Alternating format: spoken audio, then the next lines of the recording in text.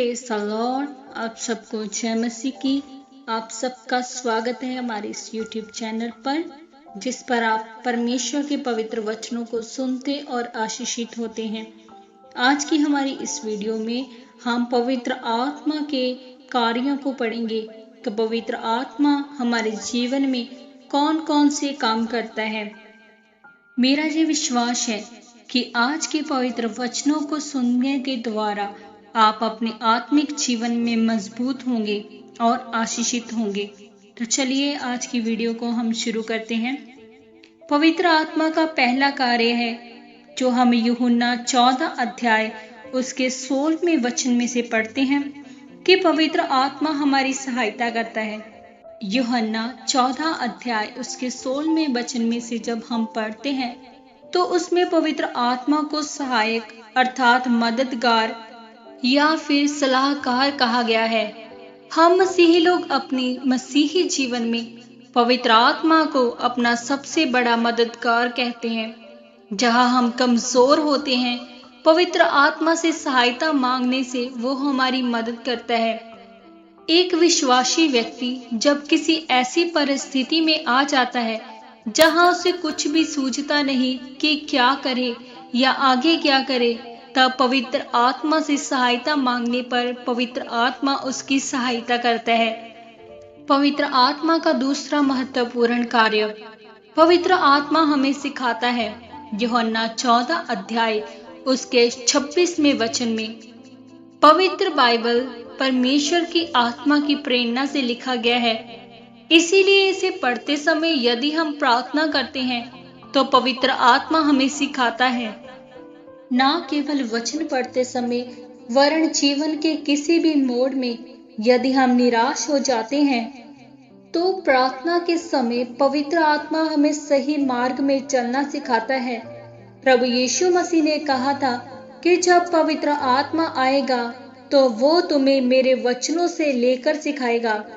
मेरे प्रियो, यदि आपको पवित्र बाइबल समझ में नहीं आती तो आप परमेश्वर के आत्मा से प्रार्थना करें। वो जरूर आपको गुप्त बातों को सिखाएगा जो आप अभी नहीं जानते हो। पवित्र आत्मा का अगला महत्वपूर्ण कार्य है कि पवित्र आत्मा हमें आने वाली बातों को बताएगा। यूहन्ना 16 अध्याय उसके 13वें वचन में से हम इस बात को सीखते हैं। परमेश्वर का आत्मा अपने दासों को बताए बिना कुछ नहीं करता। यशाया 33 अध्याय के 3 वचन में लिखा है, मुझसे मांग, मैं तुम्हें उत्तर दूंगा और वो बातें बताऊंगा जो तुम नहीं जानते। अर्थात आने वाली बातें। सदोम और गमोरा पर दंड भेजने से पहले परमेश्वर ने अपने दास अब्राहम को बता दिया था कि उस देश का नाश आग और गंधक से होने जा रहा है। यदि हम परमेश्वर के साथ एक सही संबंध में हैं तो उससे प्रार्थना करते हैं तो वह हमारे देश के विषय में और शहर के विषय में पहले से बताएगा कि परमेश्वर हमारे देश में क्या करने जा रहे हैं। पवित्र आत्मा का अगला कार्य है पवित्र आत्मा हमें सामर्थ्य और साहस देता है। प्रेरितों के काम 1 अध्याय उसके 8 वचन में से हम सीखते हैं। प्रभु यीशु मसीह ने कहा था कि जब पवित्र आत्मा आएगा तो तुम सामर्थ्य पाओगे और जगत के अंत तक मेरे गवाह ठहरोगे। और ऐसा हुआ भी। जब पंतेकुस्त के दिन पवित्र आत्मा आग के समान उतरा तो चेलों और विश्वासियों ने सामर्थ्य से भरकर सभी जगहों पर प्रभु यीशु की गवाही देने लगे और केवल प्रेरित पतरस के प्रचार से लगभग 3000 लोगों ने बपतिस्मा लेकर कलीसिया में जुड़ गए। प्रेरितों के काम 4 अध्याय उसके 13वें वचन में हम देखते हैं, पतरस और यूहन्ना के साहस को देखकर सभी लोग दंग हो गए, क्योंकि वो लोग साधारण और अनपढ़ लोग थे। लेकिन फिर जाना कि ये लोग प्रभु यीशु के संग रहे हैं। इससे हम समझ सकते हैं कि साहस ना तो धन दौलत से आता है और ना ही पढ़ाई की डिग्रियों से। सच्चा साहस प्रभु यीशु मसीह के संगति में बैठने से पवित्र आत्मा हमको देता है। पवित्र आत्मा हमें प्रार्थना करना सिखाता है। जकरिया 12 अध्याय उसके 10 वचन में से हम इस बात को सीखते हैं, परमेश्वर हमें प्रार्थना का आत्मा देगा जो हमें प्रार्थना करना सिखाएगा। बहुत बार प्रार्थना में हम केवल मांगना ही समझते हैं, लेकिन पवित्र आत्मा हमें प्रार्थना करना सिखाता है। यदि हमें प्रार्थना करना नहीं आता तो प्रार्थना की सहायता के लिए कहें, पवित्र आत्मा प्रार्थना करने में मेरी मदद करें। आप देखेंगे कि पवित्र आत्मा अवश्य आपकी सहायता करेंगे। पवित्र आत्मा का अगला कार्य कि पवित्र आत्मा हमें दान और वरदान देता है। पहला कुरिन्थियों 12 अध्याय उसके 11वें वचन में हम इस बात को पढ़ते हैं। कलीसिया की आत्मिक उन्नति के लिए विभिन्न प्रकार के दान वरदान की आवश्यकता है, जो हमें पवित्र आत्मा के द्वारा ही प्राप्त होता है। हर एक विश्वासी को विश्वास करते समय एक वरदान मिलता है, और जब उस वरदान को हम पवित्र आत्मा की सहायता से उपयोग में लाते हैं तो वह दूसरों की भलाई के लिए बढ़ने लगता है।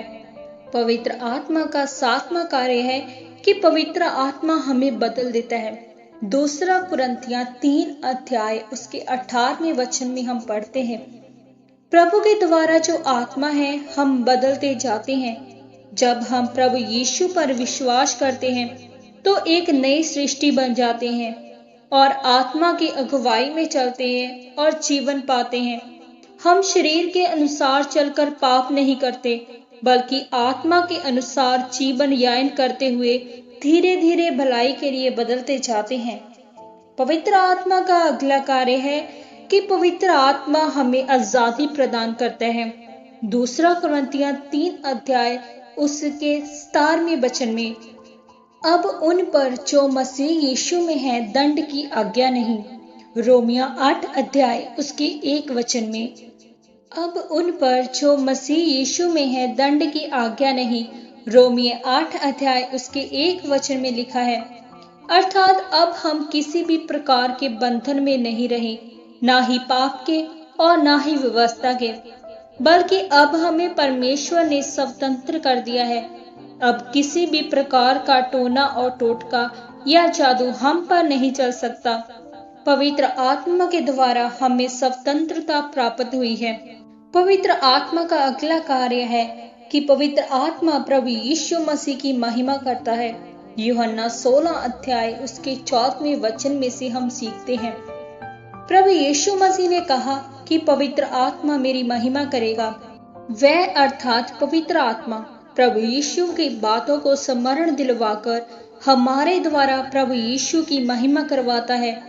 अनेक कठिन परिस्थितियों में जब हम आशाहीन हो जाते हैं, ऐसे समय में वह हमें प्रभु की प्रतिज्ञाओं को स्मरण दिलवाकर हमें तसल्ली देता है और इस बात से प्रभु की महिमा होती है।